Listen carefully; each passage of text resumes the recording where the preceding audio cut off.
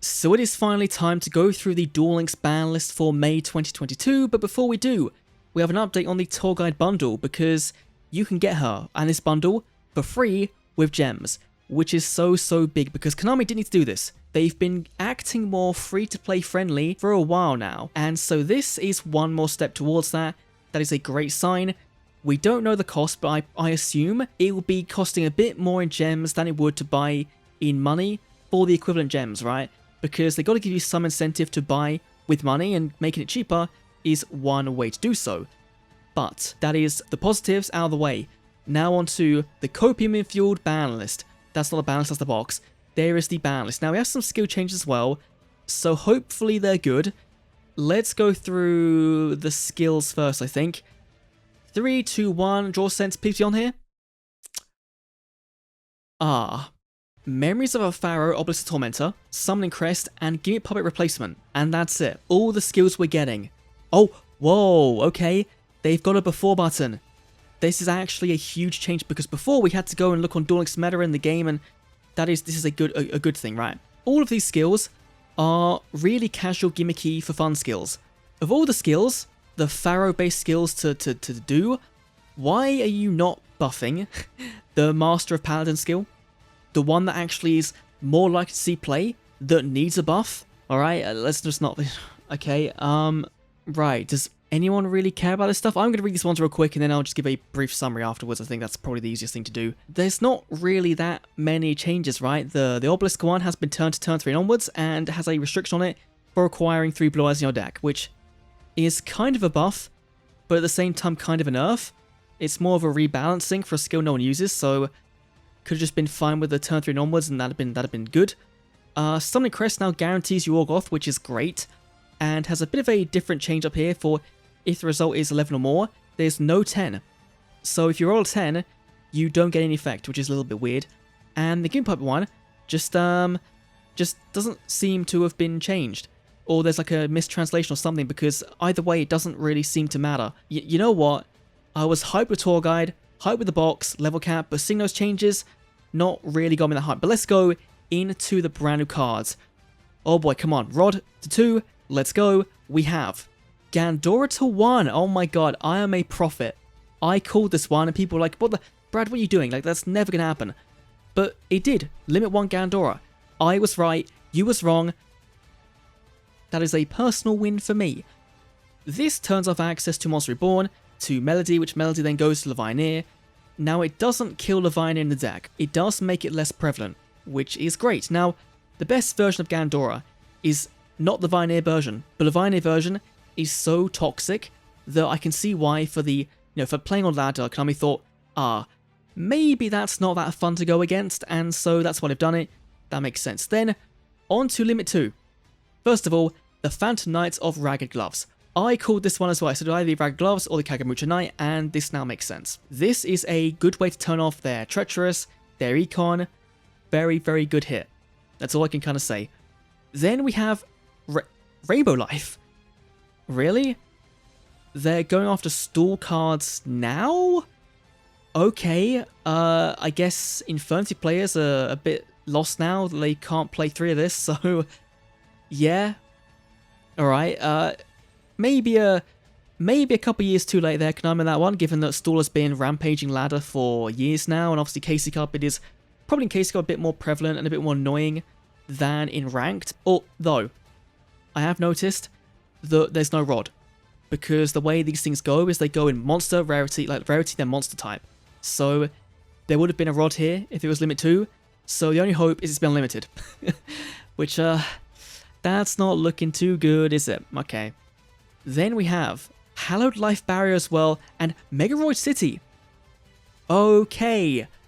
Poor Roid users, man. They've got Kite on here, Megaroid City on here. Like, they just want to chill out, have fun with Cyrus's deck, and they can't do that because everyone's abusing Kite Roid, because it's one of the best Limit 2 cards we have, with Treacherous, with Econ. Okay.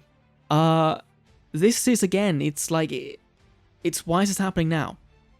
Like, Blue Eyes, I guess, kind of feel a bit of a hit from this, right? Because they played this, some of the builds. So, it's just weird. It is just weird how they're doing this now and not, like, 2 years ago.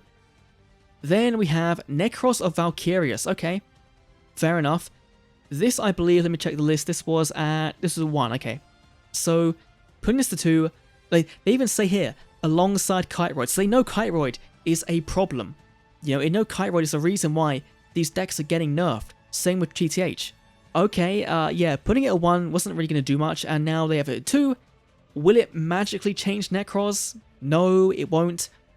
So cool, they can get it back, and they can now play Monster Reborn, which might be quite useful for getting back Shura, I believe it is. So, yeah, okay. I can live with it. That seems fair enough. Not the most interesting change to the world, but sure, it makes sense. And that's all for Limit 2s. Any Limit 3s? We do. Okay. We have Spiritual Tamer Beast with, oh my god. Thank you. Fuck stall. Actually, like, this fucking ban list is going all in on stall. You know, stall. Oh my... I should not scroll down. They're putting Silent Boots to 3. Oh, okay. I think I said in my video, I might cut it out, but I think that they could put this to 3, but they wouldn't, because it'd be too big of a hit. But I guess Phantom Knights must be so much higher power level than everything else in the game, that they're like, okay, we have to kind of do something. And how do you do that? You get rid of their access to Cosmic and to Floodgate.